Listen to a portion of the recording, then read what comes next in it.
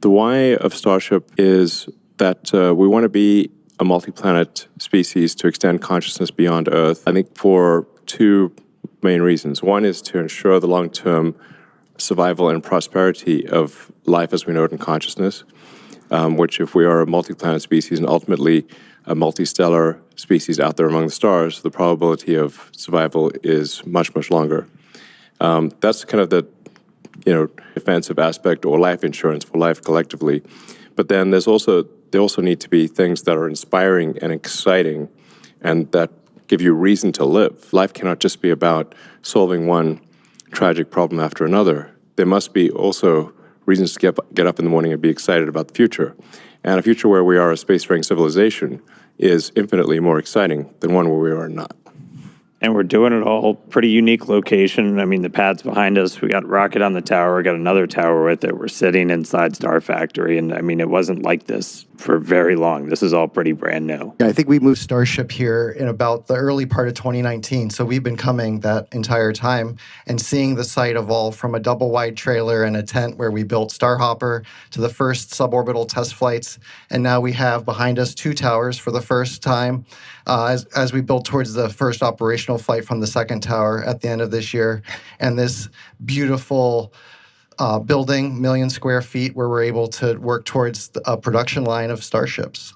The SpaceX team has done an incredible job of building out really the most advanced rocket manufacturing facility that has ever existed. This is far beyond any rocket fabrication facility that has ever been built. This is essentially alien-level technology, and it was all built here basically down by the Rio Grande River and close to the beach. It's an incredibly improbable location, and this used to be a sandbar. I think we're about 3 feet or about 1 meter above sea level. It really was nothing. If you see the time lapse from sandbar to two launch towers and a gigantic rocket factory with high bays, and we're going to be building something called the Gigabay, which is like one of the largest enclosed volumes on Earth. So it's sort of like a gigantic Borg cube that we're going to be building here for building and storing these gigantic rockets. It's really spectacular, and anyone can come and visit. So because we're on a public highway and we're literally by a public beach, you can actually come and see the rocket. You quite close up. I mean, you can drive past it. And you can also look at the factory, and anyone could do this from anywhere in the world. So if you can come and visit and check it out. So I think it's pretty cool that it's just not right now. Just not right now. Just not right. Obviously not when we're launching because there's some safety issues. But the rocket's often just sitting on the pad without any propellant in it, and then you can just come here and visit. It's very easy. Yeah, I think it's a really special place. Yesterday, the ship went down the road behind us, and I saw families outside on Sunday going for their Sunday stroll, and they were greeted by Starship going down. And I think that from the very beginning, the thing about Starship different than Falcon and other rockets that I'm aware of is we designed it to be mass-produced at scale. And it's not about building one Starship and getting to orbit once. It's about doing it in a sustained and rapid way. Yeah, we're aiming for ultimately thousands of ships to be built per year, which is what's needed in order to construct a city on Mars that is self-sustaining. And the major fork in the road of destiny will be when the Mars city is capable of surviving, even if the resupply ships from Earth stop coming for any reason. And that reason could be something cataclysmic, or it could be that that civilization simply subsided.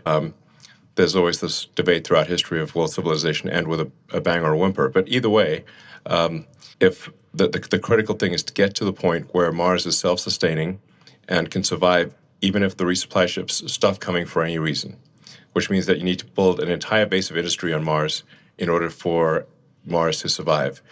For example, it's not simply enough to build a chip, like a computer chip factory, but you need the ability to build computer chip factories.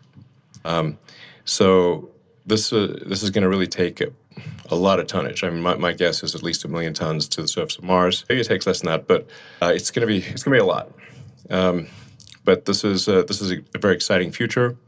It's one which will ensure the long-term survival and prosperity of of life and consciousness, and it's the critical stepping stone to get from this solar system to other star systems, and perhaps go out there and explore, and perhaps we'll encounter alien civilizations that maybe they're alive now, or maybe they enjoyed a period of prosperity for millions of years, but also died out millions of years ago.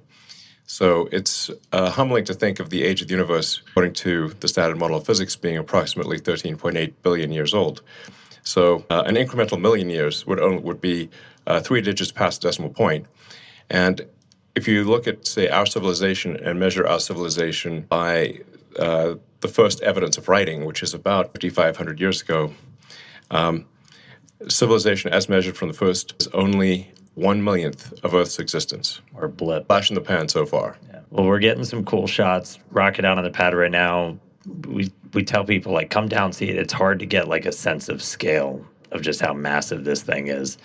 And we were able to catch somebody working on it a little while ago. And like part of the reason you said we're sending millions of tons, that's kind of why this When thing I is think so in this massive as image, it Dan, is. you can actually see the person working at the bottom of the ship, and as we zoom out, you see the full ship, that sort of two-tone silver and black, and then the booster below it, right? And it really sets the scale, which doesn't come across, I think, other than in person. And when I do tours, I like to say Starship is real, Starship is big, and Starship is really big. And I think you can see there, and with the factory shots you saw earlier, again, we've got Flight 10 on the pad, but we got many more behind it. Yeah, so I posted a video yesterday of just a brief scan of part of the Starship factory, and you can get a sense of the scale of the factory. Yeah, I guess we could talk a bit about why Starship is the way it is. Like, for example, why is half of the ship black and half of it is silver colored? And that's because the bottom half of the ship, the bottom as seen from orbital entry, has a heat shield on it. So the black there is the heat shield, and then the core structure of the rocket is a special alloy of stainless steel, and that's where you see the sort of shiny silver parts are stainless steel. The reason for steel over aluminum is that the heat of atmospheric entry and the heat of the rocket engines is enough to easily melt aluminum, but steel is much more resilient against both ascent heating, but especially the reentry heating. And you don't have to paint it, which is actually very difficult to paint a large object that is going through cryogenic cycles and have the paint stay on. It's quite challenging. And so we've talked about it. It's massive. It obviously takes a whole lot of energy to make that thing move. And that's where Raptor really starts to come in. Most advanced engine on the planet. Giant Yes. lightsaber. That's a lightsaber and a half. You would get vaporized in an instant if you were standing in front of Raptor. So burnt to a crisp in less than a second. So in order to create a fully reusable orbital rocket, you have to advance the state of the art in every part of the rocket. That means the engines have to be better than any engine ever. The structure's got to be better than any structure ever. You've got to have a means of bringing the rocket back to the launch pad, a fully reusable orbital heat shield, and that no one has ever made a fully reusable orbital heat shield. The space shuttle, for example, required 9 months of refurbishment between flights. So the space shuttle heat shield would come back essentially partially broken and would require many months of refurbishment in order to fly again.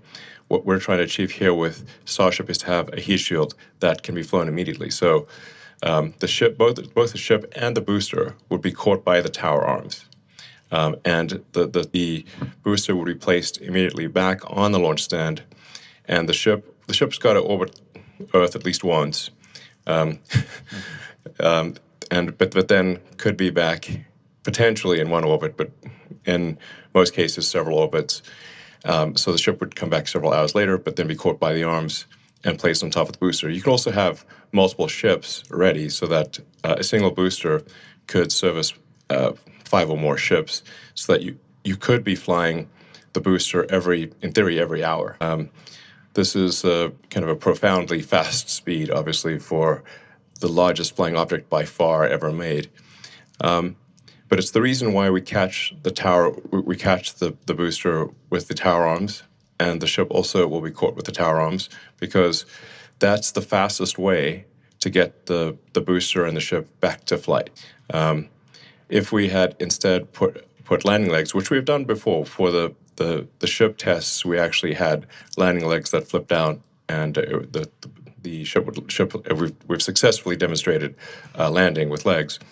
But if you do that, if we were to do that with the booster and the ship here, we'd have to land somewhere else with the legs, then lift the rocket, stow the legs, transport the rocket back to the pad, which is very unwieldy when you've got a gigantic thing. Then it would be picked up by these tower arms and placed in the launch mount. That would delay the reusability dramatically, and would add a lot of mass with the landing legs. So that's why we catch the rocket with the tower arms, because it's the same tower arms that put the rocket in the launch mount are used to catch the rocket. And that means that we can put the booster back in the launch mount in less than an hour after liftoff. In fact, the booster is going to come back very fast. 5 or 6 minutes later, this booster is coming back one way or another, or not coming back.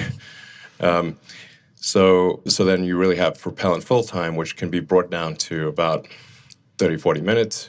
And that means it is theoretically possible to fly the booster again in less than an hour. I think when I think about it, it's the jet drives up to the jetway, the people get off, new people get on, and it leaves. You don't want to land the jet on a different airfield and then tow it over to the jetway. So it's just operationally simpler and faster. Yeah, we've had a lot of success with the booster, 3 for 3 on the catch attempts. When we bring it back, we've reflown one, so awesome. And then, again, Starship superpowers, the whole thing is reusable. So ship reusability is like what we're working on right now. We've been able to get some really spectacular reentries on a couple of flights, hoping to get this one for reentry on the V2 ship. But yeah, that fully reusable heat shield, that thing that has just never been done before, that's one of the things we're really looking for that data on. Yeah, I mean, there are thousands of engineering challenges that remain for both the ship and the booster, but maybe the single biggest one is the reusable orbital heat shield. We are confident in making a fully reusable orbital heat shield, but it will require many flights, many iterations to figure out where the weak points are in the heat shield, where we need to change the design, either strengthening the tile or changing how big the gap is between tiles, changing what's underneath the tile. There's 100 different variables that we could tweak with the ship tiles, the heat shield tiles. But the only way to know exactly what we should be adjusting is to fly repeatedly and be able to examine the ship upon landing. And we have successfully brought the ship back through the atmosphere and achieved a soft landing multiple times. So we know that this is possible, but we have in the process shed many heat shield tiles. So we need to be able to do this without shedding heat shield tiles and repeatedly. And I think what you're seeing now is the Starship. This is CG of it coming in and landing on the tower, much like the booster, but there's some additional challenges there where we need to make sure we don't scrape the tiles off as we slide along the chopstick we can't arms. shuck the heat shield. Don't crush the ship. Rapid reusability. If we shuck the tiles, then that's obviously going to fail the reusability test. So ships can use the tower to land and catch, like the booster here on Earth where towers are available. And for our initial landings on Mars and other planets, we'll need landing legs that deploy much like what you're seeing here with Ship 15 when we did our suborbital test to prove out the precision descent landing, which was a successful test. We actually landed to one we were able to actually recover it, and you can see it here in the Rocket Garden if you visit Starbase. Yeah, so the Rocket Garden that Bill mentioned, we have actually a whole bunch of boosters and ships, and we'll be adding to them over time. So you can see an evolution of Starship just by driving down the highway. Yeah. So reusability is key. There's some other technologies we're still looking to prove out. Really big one is going to be the on-orbit refilling. Looking to do that next year, and that's really what's going to kind of unlock, Starship going everywhere else, going everywhere beyond Earth, and that's something that's, again, never been done before, kind of like that reusable orbital heat shield, but it's going to be something that's kind of some of the other secret sauce to Starship, where we're going to be able to send hundreds of tons per ship. Yeah, I like to think of it as if we get to orbit with a full cargo bay, but we're empty on fuel and oxygen. So basically, we're running on fumes. Then we send other ships to dock, transfer propellant. And now we made our two-stage rocket look like a many, many multi-stage rocket. And we get all of that performance. And we can take that full cargo bay now wherever we want to go. Yeah. So a crucial technology that we hope to demonstrate next year is this orbital refilling. Much like aerial refueling, it's essential for being able to send significant payload to Mars. So you essentially send a ship to orbit with a few hundred tons of payload, sort of a filled payload bay. But once it gets to orbit, the tanks will be mostly empty. And then you send up additional tanker ships to refill the Mars ship's tanks so that it can thrust from Earth orbit to Mars and have enough propellant left for landing. So this is orbital refilling is also not something that's ever been demonstrated before. So that would be a brand new technology. We obviously have at SpaceX figured out how to dock repeatedly with the space station. So in a lot of ways, this is like docking, and in some ways it's easier in that SpaceX is docking with its own craft, but no one has ever demonstrated propellant transfer in orbit, to the best of our knowledge, and so this would be propellant transfer at a very large scale, and with full reusability and propellant transfer. Those are the key technologies needed for building a city on Mars, and I'm confident that the SpaceX team, which is incredibly talented, will achieve these goals, and we will be landing ships on Mars in the future and building life on Mars, building greenhouses and life on Mars, and ensuring the long-term survival of life as we know it. And it's important to note here that obviously, we are effectively stewards of life here on Earth. That the other creatures cannot build spacecraft and get to other planets. So if there were to be a cataclysmic event, like a giant meteor that destroyed the dinosaurs, or ultimately the sun will expand to envelop Earth and destroy all life, we know this is an undisputed fact. Then if we don't take life to another planet, life will be destroyed. So it's incumbent upon us to ensure that we do bring life to other planets and ensure the long-term survival of life as we know it on planet Earth. And I mean, aside from that, there's so much that Starship unlocks by being able to do these things. Like, we'll be able to go to Mars, but there are other just transformational things by being able to take that many people, that much stuff to space for that much less money. I mean, I think like understanding our planet better, being able to move people around the planet, make it feel smaller and more accessible. You could go anywhere on the Earth, in less than 40 minutes, basically, in terms of flight time. So I really do see Starship as being this thing that can connect us, just like Starlink connects our information. This can connect us more physically. Yeah. So there's really nothing. A rocket, really, an orbital rocket is the fastest thing that we know of of the fastest means of transport. So, like, you could go from LA to Sydney in less than half an hour.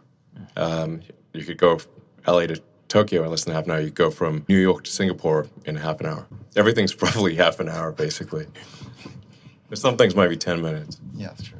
I mean, yeah, sign me up for that, please. All right, cool. Cross the Atlantic in 10 minutes, no problem. Please, yes, sign me up. You're going 25 times the speed of sound, so that's 30 times faster than a commercial aircraft. And it's a whole hell of a lot better view. Yeah, it's a hell of a view. Yeah. All right, cool. Anything else, guys? Anything else you're really excited about we could coming say out? a lot more. Yeah. Maybe we should go check in on the rocket and get on All right, console. we're going to go back on console to hopefully the weather supports a launch tonight. Thanks for tuning in, and thanks for your support. Thanks for crashing, guys.